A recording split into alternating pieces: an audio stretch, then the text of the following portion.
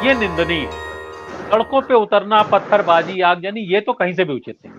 जी नहीं, बिल्कुल। देखिए, मैं मानती हूँ कि जो नुपुर शर्मा ने कहा वो भी ऑब्जेक्शनेबल था, कंडेमेबल था, और उसके उसके खिलाफ एक्शन होना चाहिए था, और बाद में एक्शन हुआ। लेकिन जब सरकार, जैसे पहले ही कहा कि गवर्नमेंट जो है, विभूति जी ने कहा बैकफुट पे आई, यहां तक कहा उन्होंने कि हमारी फिलॉसफी ये नहीं है।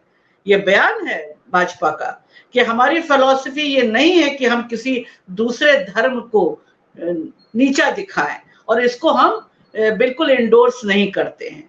और अब जैसे अभी कहा अब्दी भाई ने कि उन्होंने ईरान के फॉरेन मिनिस्टर से कहा कि हम सख्त सजा भी देंगे।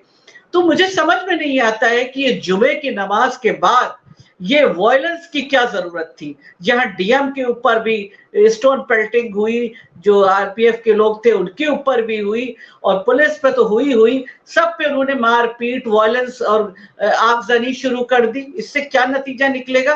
और देखिए, सबसे बड़ी बात जो इस पे तवज्जो किसी की नहीं गई है कि वो मौलाना साहिबान जो नेशनल चैनलों पे बैठते हैं या किसी चैनल पे बैठते हैं, मेरे साथ भी बैठ के बदतमीजी कर चुके एक बार, तो बैठते हैं, बदतमीजियां करते हैं, उनके घर का उसमें कोई नहीं है, ना उनके उनके कोई रिश्तेदार होंगे। ये वो गरीब मुसलमान है जो ठेला लगाता है, खुंचा लगाता है, रोज कुआं खोदता है, रोज पानी पीता है। आपने उकसा उकसा के उसको एजुकेशन आप उसको लेने नहीं दे रहे हैं, एजुकेशन पे आप बात करते नहीं है। अगर हम लोग एजुकेशन पे बात करते हैं तो कहते हैं लीजिए ये आ गई, कहती है कि मदरसों में इंग्लिश और मैथ्स पढ़ाई जाए।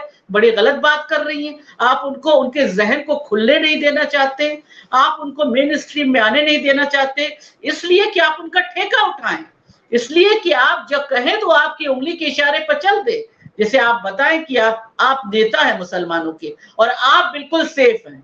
वो मौलाना साहिबान जो टीवी में बैठते हैं, वो एक भी वहां नहीं, उसके एक के खिलाफ भी एफआईआर नहीं होगी। आप देखिएगा, उसमें एक कॉमन मुसलमान होगा, एक गरीब मुसलमान होगा, जिसको भड़का के कि भाई तुम इस्लाम की इस वक्त प्रोटेक्शन के लिए निकल पड़ो, उसके सर उसको कर दिया। अब कानपुर के जो शहर काजी थे, उन्होंने क्या बयान दिया था, कितना ऑब्जेक्शनेबल बयान था, जिसका मैंने बहुत स्ट्रॉन्ग वर्ड्स में कंडेम किया। तो उन्होंने कहा मैंने अपने सर पे कफन बांध लिया है। व्हाट डज इट मीन कि आपने कफन बांध लिया? आप किसको भड़का रहे हैं, किस जनता को उकसा रहे हैं जो ऑलरेडी गरीब है, जिसमें ऑलरेडी लिटरेसी लेवल इतना कम है? आप क्या बताना चाह रहे हैं उस कम्युनिटी को? उसकी फलाह बहबूद की बात नहीं की आपने। मैं बार बार कहती हूँ, आपने रंगनाथ कमीशन के इम्प्लीमेंटेशन के लिए कभी कोई मुहिम नहीं चलाई, उसके लिए आप सड़कों पर उतरे नहीं, आप कभी नहीं एजुकेशन और हेल्थ के एम्प्लॉयमेंट के लिए मुसलमानों के उतरे, आप यहाँ उतर आए। यहाँ पे आप क्यों उतरे भाई? जो ऑब्जेक्शनेबल बात है, हम मानते हैं कि वो ऑब्जेक्शनेबल है, वो बहुत गलत बात है, लेकिन इस वक्त जब गवर्नमेंट बैकफुट पे है तो जो भी होगा वो हमारे कॉन्स्टिट्यूशन के दायरे में ही होगा। वायलेंस को जस्टिफाई नहीं किया जा सकता। नुपुर शर्मा को बिल्कुल मिलना चाहिए सजा, और सख्त सजा मिलना चाहिए, मेरा कहना है, क्योंकि उन्होंने प्रॉफिट के लिए जिस तरह की अभद्र भाषा का इस्तेमाल किया है, उसको कोई बर्दाश्त नहीं कर सकता। यहां तक कि बीजेपी को कहना पड़ा कि हम उस फिलॉसफी को इंडोर्स नहीं करते हैं, और तमाम मुल्कों ने भी कहा। और जाहिर है उन मुल्कों में बहुत से हिंदुस्तानी काम करते हैं, तो उनकी भी रोजी रोटी पे इफेक्ट आएगा। तो ये नुपुर शर्मा तो बोल के निकल गई, लेकिन उससे तमाम चीजें खराब हुई। लेकिन मैं एक बात ये भी कहूंगी, जो लोगों ने उसके बाद ट्वीट और रिट्वीट हुआ है वो भी गलत था। मैंने भी बहुत से ऐसे ट्वीट देखे जो बाद में बड़े ऑब्जेक्शनेबल थे, दोनों तरफ से हुए हैं। तो इससे फायदा क्या हुआ? आपने खाद पानी जो कुछ भी दिया वो नुपुर शर्मा को दिया। ये सब करके आपने नुपुर शर्मा को मजबूत किया, उनके उनके साथ लोगों को लामबद किया है।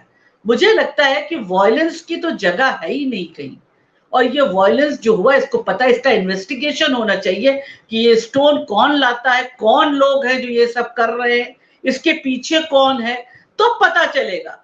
मुझे नहीं लगता कि एक कॉमन मुसलमान उठ के चला जाएगा और ये सब करने लगेगा, जिसकी अपने खाने का ठिकाना नहीं है, वो कहां उठ के वहां जाके रोज इस तरह की हरकतें करने लगेगा। और शायद अमरीश जी, आपको याद होगा, आपने इसको कवर भी किया था जनसत्ता में, इसी तरह का एक मॉब मौलाना साहब ने उठाया था, जो उठा था, जिसने एक नेशनल चैनल के कैमरेमैन के कैमरे को भी तोड़ दिया था।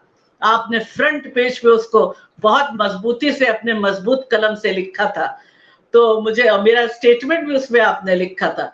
तो मुझे लगता है कि वो चीजें हमें भूलनी नहीं चाहिए कि ये वो सब तो बड़े सेफ रहते हैं, लेकिन ये जो हमारा मजबूर बेकस गरीब मुसलमान है, पढ़ा भी नहीं है, उसे आगे कर देते हैं, उसको कहते हैं कि तुम बचाओ सब कुछ। तो ये मुझे लगता है कि इसमें तो आपको वेट करना था।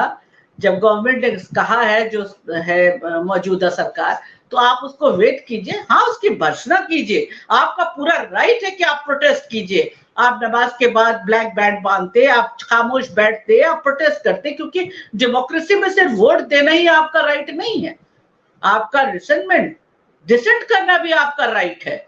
तो आप उसको प्रैक्टिस करते, लेकिन वॉयलेंस की कोई जगह नहीं है। जब भी मुसलमान अगर वॉयलेंस करेगा तो कहीं ना कहीं वो खाद पानी दे के इन राइट विंग की ताकतों को मजबूत करता है, और ये बहुत खतरनाक प्रेसिडेंट सेट होता है। तो मुझे लगता है इसको तो कोई जस्टिफाई कर ही नहीं सकता, लेकिन इसका बहुत फेयर इन्वेस्टिगेशन होना बहुत जरूरी है कि प्रयागराज में ये कैसे हुआ, कौन लोग थे जिन्होंने इंस्टिगेट किया, कैसे ये शुरू हुआ, कहां से हुआ, इसका इन्वेस्टिगेशन, फेयर इन्वेस्टिगेशन बहुत जरूरी है।